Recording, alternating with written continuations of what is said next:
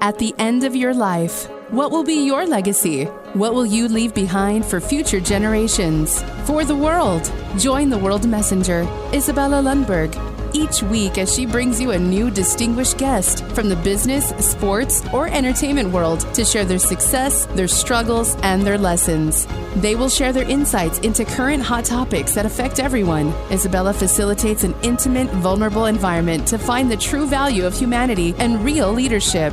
Are you ready for your legacy? The legacy that matters? Hello, my beautiful friends. It's Izabela Lundberg here, the World Messenger, and inviting you for another epic episode of Legacy Leader Show. And today I have a very young, yet very savvy, super smart, obviously, but also guest with very interesting story that I think you guys gonna learn a lot. So not only that he wrote the book and obviously that he's been a speaker, he authored the book based on his personal experience, and it's so catchy. Can you see my scars? So without further ado, let me introduce you Samuel Moore-Sobel, who is also working in Amazon Web Services from all the places in the world, which I actually quite a bit know about, which is hard to be able to navigate that complexity there as well. So welcome, Samuel. How are you? I am doing well. Thank you so much for having me on your show. Absolutely. We had a chance to connect and chat a little bit, and it's so interesting to see what you're doing and how you make an impact, obviously, not only in Amazon through global cloud Amazon Web Services that so many companies are looking for a solution and able to navigate the trends, the change, the transformation in DNA of organizations, right? But now you're doing something also on personal level. And before we deep dive into the journey, do you mind sharing where did you grow up and where you're joining us right now? And how are you navigating complexity that we're seeing today? Absolutely. Yeah. So I am from the Northern Virginia area, born and raised. So I've been here, just outside of Washington, D.C. For most of my life. What I write about in the book takes place in the same area where I now live. So it's kind of interesting. But I own a condo with my wife.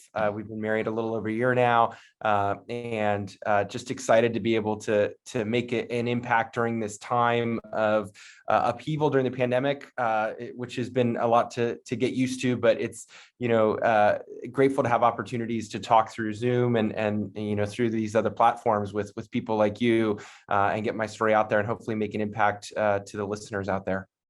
That's fantastic. And obviously everything is shifting with technology, with the cloud space. And it's also shifting how we actually interact with each other, right? So it's awesome to have opportunities to leverage these technologies. But more than anything, obviously, you are using your story to change the world in a ways that only you can. So do you mind giving us a little bit of a background? What happened? What didn't transpire? And what occurred for you in order to write this book? Can you see my scars? Yeah, absolutely. So the story that I wrote about, it began on September 1st, 2009. So for the listeners there, I was 15 years old, 6 weeks away from my 16th birthday. And I was a week away from starting my sophomore year of high school. So I was eager to get in a few last odd jobs around the community in order to earn some, extra pocket money for the school year. And so I was hired by a man in my community who described having a job of moving boxes and furniture from his home to a storage facility that was nearby. And when I arrived on September 1, and I had a friend with me, we went together, the details started to change. And at first I kind of chalked this up to maybe a misunderstanding. Maybe I didn't understand the details, but this was a common theme throughout the day where there was these misunderstandings. And, so the first one was, okay, well, we're going to take actually everything from a storage unit, empty the contents of that unit, and bring it back to the home. So we completed that part of the job. And then once that was complete, I was told that, okay, we were going to take everything left over and take it to a friend's shed who lived, in his words, just 5 to 10 minutes down the road. And so I remember getting in the U-Haul truck and he starts driving, and 5 minutes becomes 10, and 10 becomes 20, and 20 becomes 30. And suddenly, we're more than 45 minutes away from home, and we've passed county lines, and I don't recognize where we are. And I start to worry. I start to panic about kind of what may be next. We end up going to this home. So the home was actually at the top of a hill off of a gravel road, and there was trees surrounding the entire property. And there was a shed that was at the bottom of this hill. And so he backed the U-Haul truck all the way down the hill. And we got out, we met the homeowner, and she went to the shed and she opened the doors, and it was just filled to the brim with items. And so it was clear we were going to have to empty everything from this shed before we could get anything from the truck into the shed. And so a box made its way into my hands. I looked down, and it was books and hay. And when I say hay, it was literally straw protruding from this box. And I thought, well, this is kind of odd, but who am I to judge what people have in their sheds? They told me to toss it, and I tossed it onto this cement slab that was just a few feet away. And the second it hit that slab, an explosion rang out, and I saw this substance come flying toward me, and I didn't know what it was, but I instinctively closed my eyes, and then I could feel whatever this was hit my face, and then it was just pain. It felt like somebody had taken a match, lit it, and dropped it on my face. I felt like I was on fire. And, eventually the man calls 911. He leads me up the top of the hill, and the operator asks him, so what was the substance? So he hands me the phone because he doesn't know. And he goes back down the hill to go and find out what this was. But I'm standing at the top of this hill. I'm 15 years old. Oh my and goodness. I think I'm going to die. Right. Like, I'm pretty convinced this is going to be the end. And I wasn't ready to go. And I had so much life ahead of me. And so I was, just really pleading and praying and trying to, wanting to stay alive and doing my best to follow the instructions of the operator. Eventually the ambulance does arrive. And as they put me onto a stretcher and put me into the ambulance, I just remember looking around at all the trees and wondering if that was the last time I was going to be able to see trees. Such a traumatic event, such a young age, and something again that it's done quite a bit carelessly, right? Without adults taking responsibility to really navigate and unfortunately played out detrimentally for you. And I'm just curious, as you said, is like you never thought you're going to see again. What you were thinking, I bet that ride was one of the longest rides in your life, right? Without your parents, without your loved ones, without really truly feeling if you're going to ever see anybody you care about again. Yeah, exactly. That's a great point. I didn't know what to make of it. I didn't know what had happened. I didn't know what the substance was. It wasn't until I got into the ambulance and I saw the authorities were, kind of talking to the homeowner. And it was relayed to me by the paramedics that she revealed that the substance was a glass jar of sulfuric acid that had exploded. And later I would find out I was left with second and third degree burns to my face and arms. But, again, when that happened, it sounds scary, but I didn't really know a lot about sulfuric acid. I didn't know what was going to happen. They were really worried about my eyes. So they were, constantly flushing them in the ambulance because they were telling me that one drop can make you blind. And so I was really worried about if I was going to go blind, and I felt like it had burned my eyelids. Later the doctors would tell my parents that they didn't have a medical explanation for why I could see because of the condition of my eyelids, that I should have been blind. And so, a lot of miraculous things that happened, but at the time, you're just caught up in what's going to happen and what's my life going to look like. And, once I got to the hospital, they stripped me naked and put me into a chemical shower, and they're trying to wash the chemicals off. And then they, get me into a hospital room, and it's clear they're going to medevac me to another hospital in Washington, D.C., Children's National. But before they do, a nurse overhears me saying that I hadn't seen myself yet. And so they asked me if I wanted to have a look. And before I could answer, they threw a mirror into my lap. and no social worker, no parent, no, as you say, no loved one. I saw Wow. myself for the first time, and I just, today I look a lot better. I've had a lot of surgery done, but at the time, it just looked like brown and black and green stains just all over my face. I didn't recognize myself, and that's when it really started to become real, that my life has changed possibly forever. Hmm. Thank you for sharing that, because unfortunately this was obviously accident, right? But this type of exposure, it's being done for so many decades in different parts of the world intentionally, and specifically for a beautiful woman, a woman in cultures where there's such an insane oppression. And not to take away from your story, but I just wanted to say, obviously what you've been through, it's unimaginable, and it was accident and you were young. But imagine if somebody does this intentionally, and how scary that is, right? And I'm just so glad, obviously, you recover, you kept the sight, and now looking at you, you look handsome, young man that is making things happen on such a large global scale, obviously with work with Amazon, and now with your book and your story.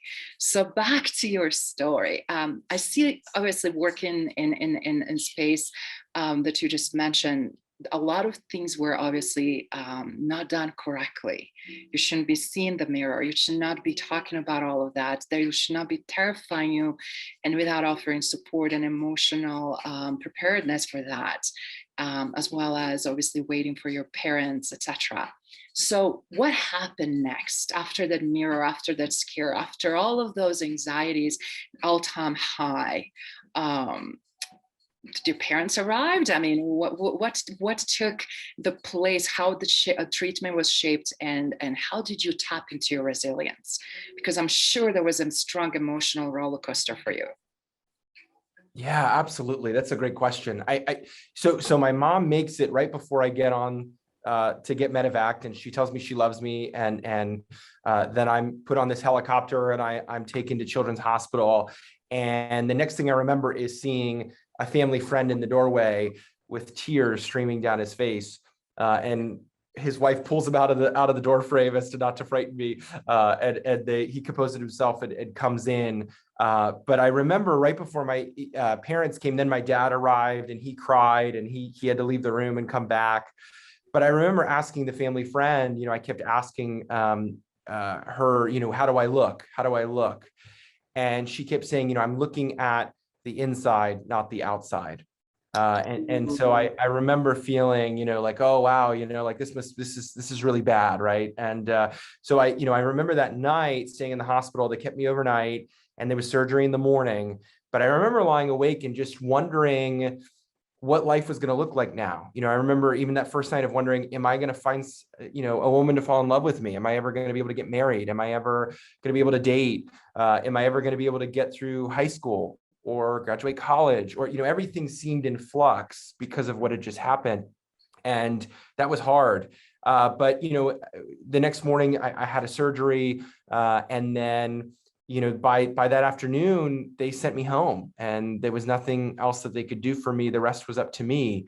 And so I remember driving, my parents driving home, and I was in the back seat, and just feeling this overwhelming sense of just feeling lost, and just feeling lost in what was happening, and wondering, what was my life going to look like now? And so those first few months were definitely hard. And you talk about the emotional roller coaster. It was very much very focused on the physical at first, obviously, of trying to repair the physical damage. And unlike the rest of my peers, I didn't go back to school in person, much like we're doing now through the pandemic. I was preparing 11 years early, but stayed home and wasn't allowing anybody to, because of the risk of infection, was very sequestered, and for the first few months, it was very lonely. But had teachers come in the afternoon, and they would teach me from the dining room table. But I remember starting to experience some of those emotional symptoms, right?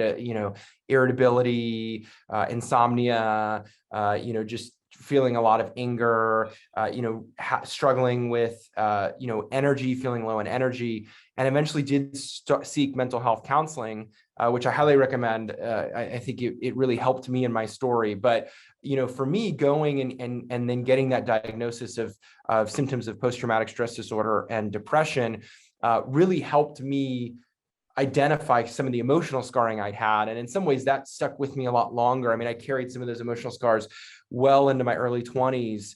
And that was very long lasting. And I definitely carried this with me. But for me, the resilient factor was, my psychiatrist introduced me to this concept that I've carried with me ever since.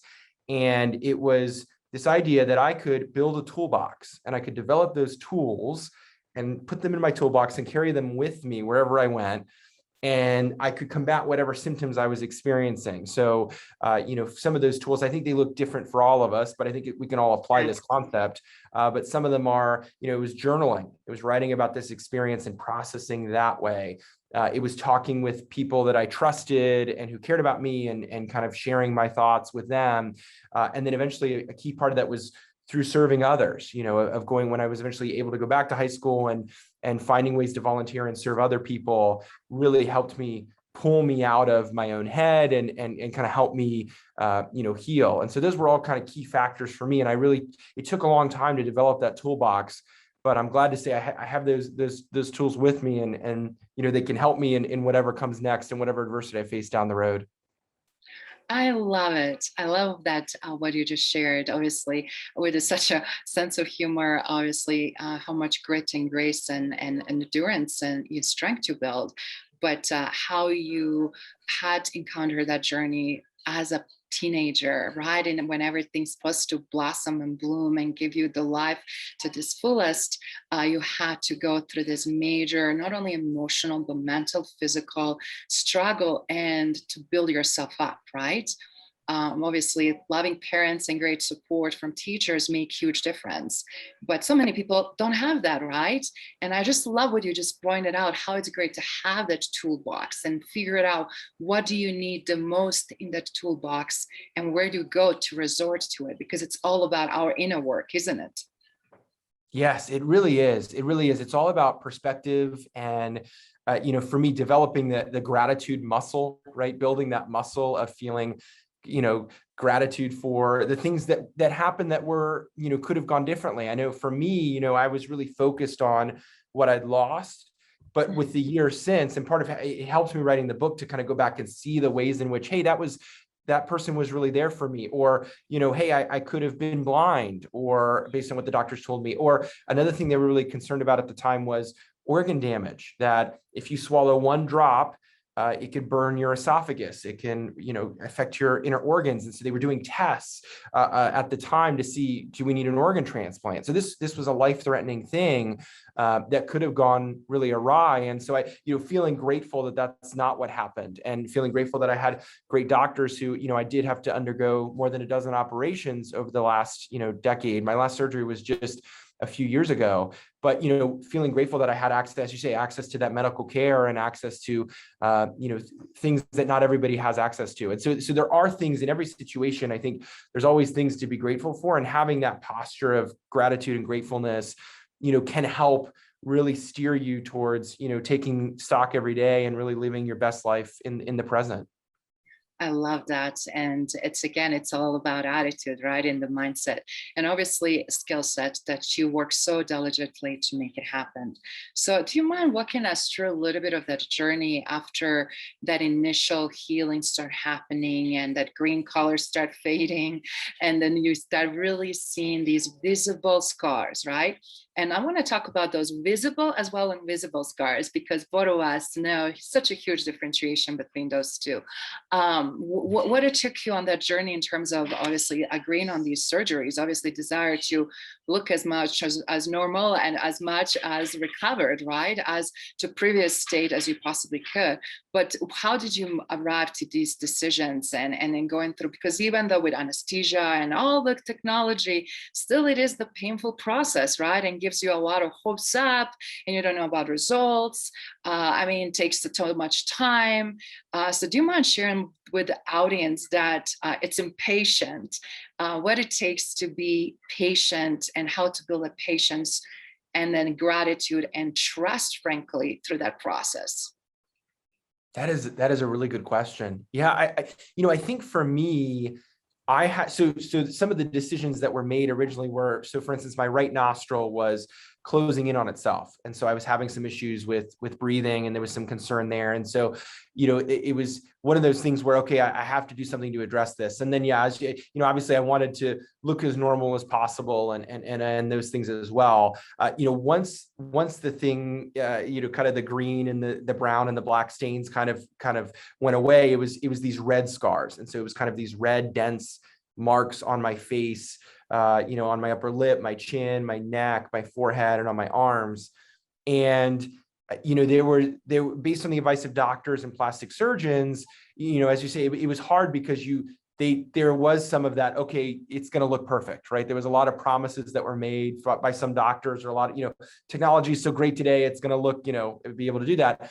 And it didn't, there was still times where, it didn't always work. I know for one surgery I had, they took a skin graft from my ear and they put it under my nose, and it didn't take, and they had to go back in and redo it and take the skin graft away. And then they created a new scar coming down the right side of my face, to make it more of a laugh line. And it was hard because emotionally, when they're operating on those places, it brings back all those memories, all those feelings. So I felt like I was re-exposing myself, or almost, triggering myself, right? You're traumatizing. Yes. Yeah, exactly. And it was the same pain in the same areas. And so it was hard, and it was a really hard road. And the recoveries were, kind of sent back to, okay, can't really be around people for a few weeks because of infection, looks so good. All those things, the areas would bleed. It was very uncomfortable. So it was a really long journey. I think for me, the patience part was hard at times, because of course you want it to be, snap your finger and it's perfect, right? But I realized that it was a process. Physical healing was a process. Emotional healing was a process. And I just had to be patient with myself and take it day by day. I really had to, in my mind, okay, my goal, especially after a surgery, I just need to get through the next hour. I need to get through the next 15 minutes. I need, whatever small increment I needed to do. And you focus on that. And that helps you kind of see if you can then go back and say, hey, yesterday I was feeling really bad, and today I'm actually feeling a little bit better. Then you can kind of track your progress, and that helps. But it definitely, you have to keep, waiting and going through that. And actually a few years ago, my plastic surgeon gave me the option and said, do you still want to continue surgery? And I said, I'm good for now, right? I'm happy with the outcome. I can breathe. My nostril isn't closing in on itself anymore. I'm good for now. And maybe in the future, I'll need more. He jokes with me that one side of my face as I age will look like, it got like a facelift. So there may be things down the road that need to happen. But for now, I'm content with the face I have. And, it would always take time that was another part of this, was it's like getting used to a new face. And, face is such a part of your identity. You meet someone. Absolutely. That's what you're stuck with 24/7. That's who you are. Yeah. On outer, right?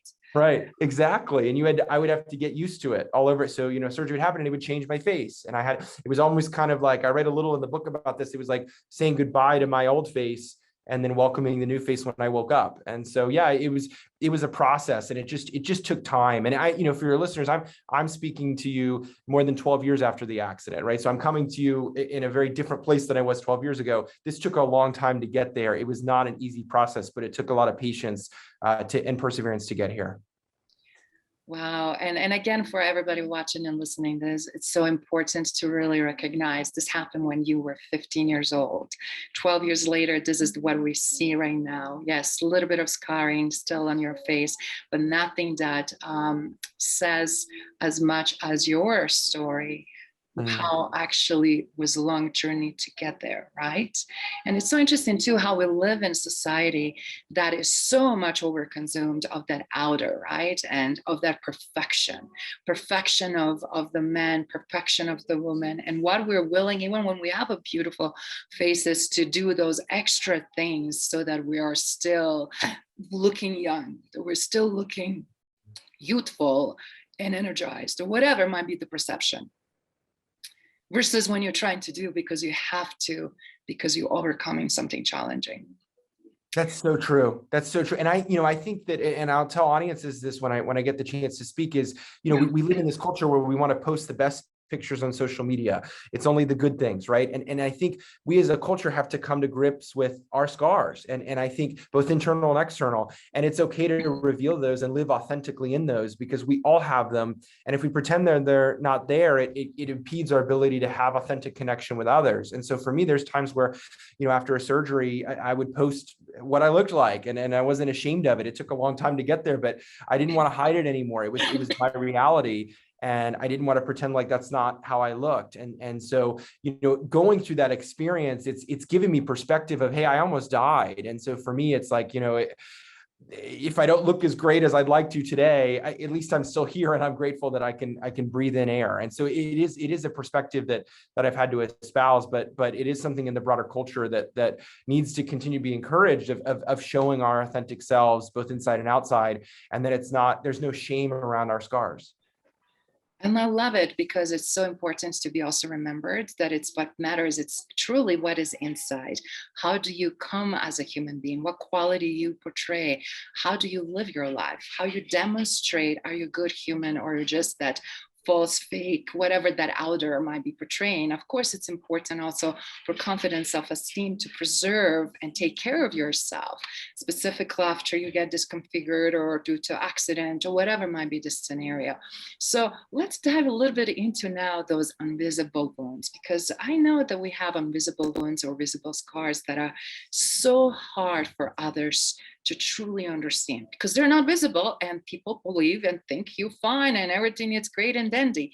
But reality, those invisible scars or wounds take so much more time to heal. So do you mind sharing a little bit about that journey and what that was looking like for you?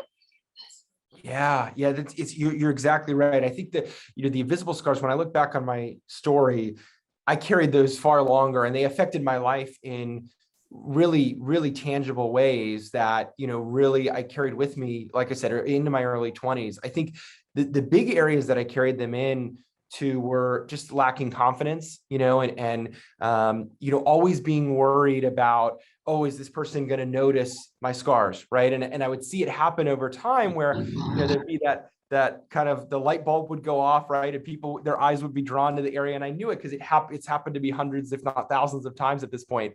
But, I was always worried. And so I would do a lot of defense mechanisms, like put my hand over my mouth, or, I do all sorts of things to try to distract people from that, because I really lacked confidence. And I felt like I couldn't, I had to be really careful, and I felt really insecure.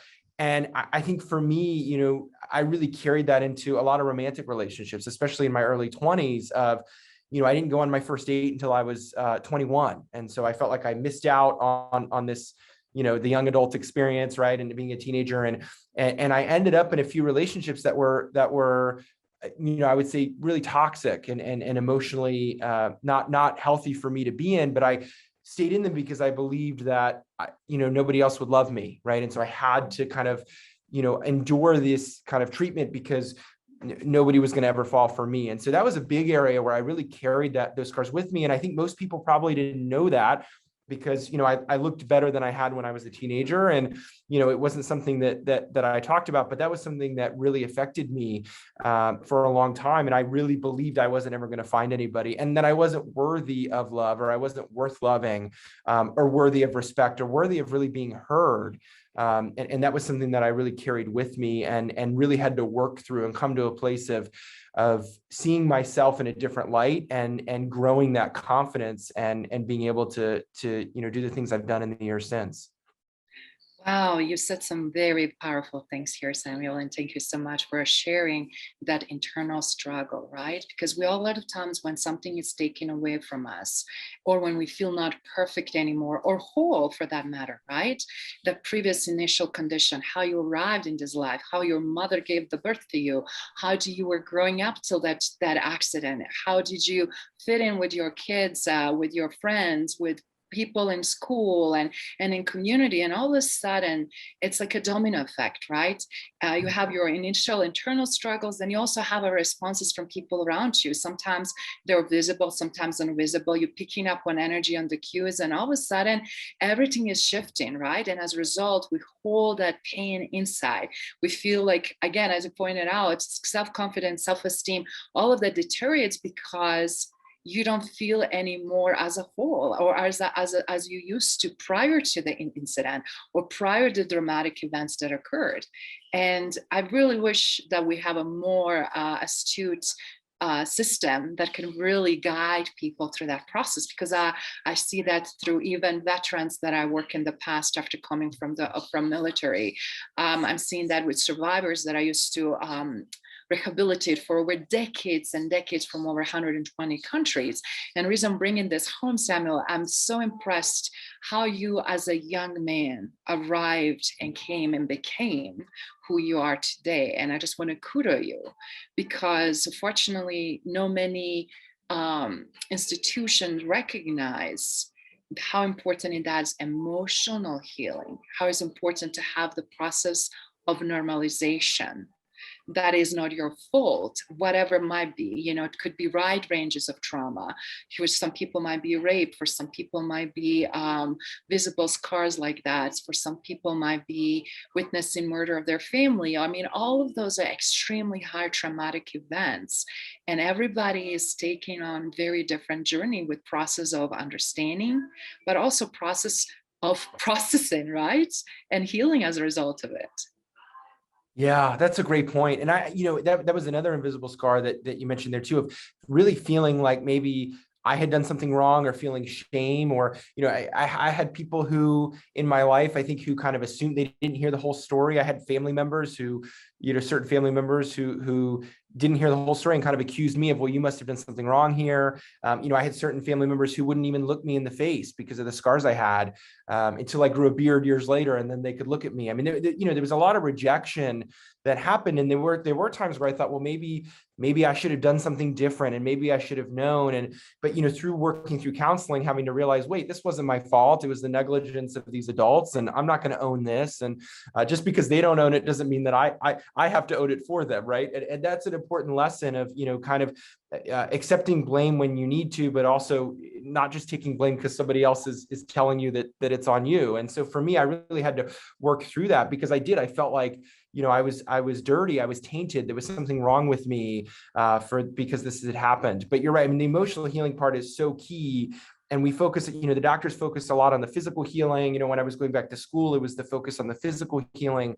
But, the emotional piece was something that I really needed. And I think a lot of people kind of glossed over that and really focused on how I looked. And that's one of the things that, people would say, well, you look great. And even if I do, it didn't mean I always felt great, right? And so there was times where I was still really wrestling with some of those invisible scars, but people were just really focused on the appearance. And so I would always try to encourage people to see, hey, there's more to this than just how I look. There's all these other elements. And so I really appreciate you pointing that out. You're spot on. There's so much that goes into these types of injuries, and recognizing the emotional piece is really important. And wanted to ask you, with all this great work that you did you ever reconcile with the gentleman who falsely, obviously, put you in the spot in that very vulnerable position? And outcome that you had? Did you help with moving? Did he ever acknowledge? Did he ever apologize? Because obviously that has a lot to do with healing process itself. But I'm just curious if there's ever acknowledgement from his part and responsibility. Yeah, and I think this was part of what added to my struggle was there was not an acknowledgement. He did when talking with my mom. He said this was fate. It was no one's fault. Didn't take responsibility. Didn't offer to do anything. Didn't when I was in the hospital, came up and said, well, at least you're not blind and everything's fine. And just kind of totally not acknowledging or connecting with the fact that this had happened. And so I think it really it was something that I carried with me, of kind of really being disturbed by that and trying to work through why that happened and why responsibility wasn't taken for what happened. And reason I'm asking, and that's probably, that's what I assumed, and it's one of the probability where healing process take much longer. And reason I'm going to, for everyone that watching and listening again, the show and the podcast itself, how important it is to do right things. A lot of people are scared of acknowledging responsibility because of lawsuits and all the wrong reason. But when you have something that you did wrong due to whatever, moments in your lowest parts of your life, or whatever it's the case, let others to be able to heal and be able to move on, and don't prolong others people pain. And I can't even imagine for a young teenager again who is going into this young adulthood where you're at right now, that had to go through that and seeing is like, what is the world all about? Someone who puts me in this scenario, downplays the severity of situation, and doesn't even want to acknowledge their responsibility or help me through this process to process what happened and then let it go and heal and find some closure, right? Yeah, yeah, it's totally spot on. It was really hard because it felt very, it added to the pain, and then it felt all the more lonely to feel like nobody wanted to, help. Nobody wanted to take that responsibility. And so that was really tough. And I noticed even in my own, like going back to school and being around others, friends just kind of drifted away, right? And I think when I look back, I think a lot of them, they just didn't know what to say, which I don't blame them. I didn't know what to say to myself half the time either. But it felt really lonely of like, yeah, how do I work through this? It really just felt like, I could count on one finger, the one hand, the people that were there for me during that time, and that was hard too. And so yeah, it was a really long journey, and I think doing the right thing is so important, and because our actions affect others, right? Whether we realize that or not, everything we do has an effect on other people. And it's something that I really try to approach every day and every interaction with an intentionality, partly because of what I've been through, because I know what it's like when you feel like, you get rejected, or you feel like, people don't take responsibility for the havoc they wreak on your life. That is such a great point, guys. Again, as you listen what Samuel just shared, again, anytime we can help anybody, even if we don't understand, sit down and have a conversation, be curious, be a good friend, just be a good human. Don't turn away from something that that at least with your smile, with your genuine interest or care can make a tremendous difference. People that are most lonely are usually the ones on those journeys that are going by themselves, that need the most that human aspect. And it's unfortunate, and even COVID and current environments and everything that we're seeing are showing the same thing. I remember early stages of COVID, I actually contracted from New York, and being sick and being by myself and not knowing, like I can't even tell anybody that I'm having it because, or I know that my lungs are irritated. I know that I'm coughing. I know that I'm weak, because it's like I didn't have no idea how some people will react, because with so much fear factor, right? And sometimes what we don't know, we fear, and we don't even realize, right? And not having again tools and being prepared to go back to school, or having support from teachers to prepare students to tell them a little bit about that, or address that topic with the classmates, or parents with the other parents, because we have a bullying already insanely all-time high, right? Without even pandemic and everything else that is going on. Without visible scars or disabilities, we shun disabilities, for example, right? Or something that is different. And I think this is phenomenal opportunity to change. So thank you for being vulnerable and sharing that with us, Samuel. And I have a question. Obviously, you are married now. And do you mind sharing a little bit of that journey? Obviously, you overcame and you worked through this, and you found the woman of your life, so that you have obviously happy marriage together. So do you mind sharing how that transformation, that internal inner work that took so many years for you, contributed for that to occur?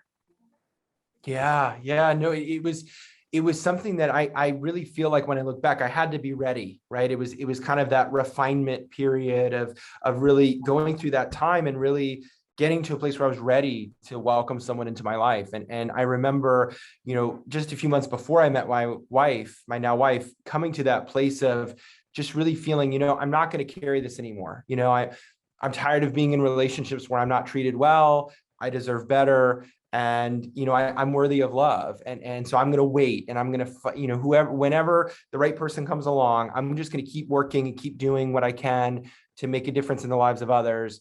And when she comes along, but it's no longer on my timetable, right? Because I felt that urgency if I want to meet this person now, right? And again, having that patience. But for me, in our marriage, that has been a really healing aspect for me as well, of meeting my wife. She is a wonderful, beautiful person inside and out, who loves me unconditionally and has come into my life and taught me so much about love, about life, about everything. But having her love me despite or in spite of my scars or because of who I am, right, has been so healing, and it's put to rest all those fears I had as a teenager and the night after the accident of would I find someone. All of that anxiety just melted away when we started dating. And so for me, it has been such a healing aspect for me. And I think now I see myself as, my scars, it's been able to transform them from objects of shame and things to be ashamed of into objects of showing symbolism of survival. And I see now the lessons I learned. And for me, I think I'm a more empathetic and compassionate husband because of what I went through. And, my scars actually enhance my ability to lead my team at work. And there's things that I've been able to now see with the benefit of hindsight, that the lessons I learned actually, help and enhance my marriage and those things. And so, having that ability to look back and see that is really freeing. I think that's the great benefit of life experience, right? When I was 15, I couldn't look back and see, what I'd been preserved through because I hadn't faced as much adversity. Now in my late 20s, I can look back and see if I made it through that, I can make it through whatever comes my way. And then I can see the lessons learned, which is really important. Not to say that I'm glad the accident happened, or if that I didn't have a time machine to go back to back to the past, that I wouldn't change what happened. But all that to say, I think I see the way I have learned lessons that I probably wouldn't have learned any other way. And for that, I'm grateful to have learned those lessons, and I'm grateful to have that in my present day. And it makes my life more meaningful and richer and deeper. I love it. I absolutely love it. So see, 3 things there happened. You worked on yourself. You put hours and hours of trenches work to make that happen. Then you made a decision. You deserve better. You know better, right? Now that I know better, I can be better. You apply that. And as a result, you created this absolutely amazing opportunity. And look at what happened. You fulfilled your life in so many ways, with very fulfilling career, right? You were with very fulfilling marriage, and someone who is still in his 20s, right? How old are you right now? I am 27. I'll be 28 next month. See, someone who just completely showed and tapped in tremendous strength, amazing life wisdom. And the reason I'm pointing this out, Samuel, so many people think that certain things have to happen when we're in our 40s, 50s, 60s. And you were just the epitome of young man that it's starting really having phenomenal, healthy foundation. And I just want to again kudo you for that, because I'm seeing people in their 50s that are not being working and acknowledging issues that happened to them from early childhood or whatever it might be, that never had a healthy life, never had a healthy relationship, never had a relationship with the partner where there was some toxicity and their own demons that they had to face introduced to that. And how beautiful of you it is to realize I have to work on all of this before I can enter and introduce myself, introduce to your colleagues at Amazon, and work on such a delicate and highly technical and complex Amazon Web Services, right? When things are moving on freaking speed of lightning. And for people that don't understand that, it requires so much of whatever supporting role you play in running the teams and whatnot, how much that requires to be laser focused, self-aware, and how to insert and dance. And then talking about the marriage. So for everybody watching and listening, you have guys a lot to learn here, a lot of wisdom from such an amazing young man.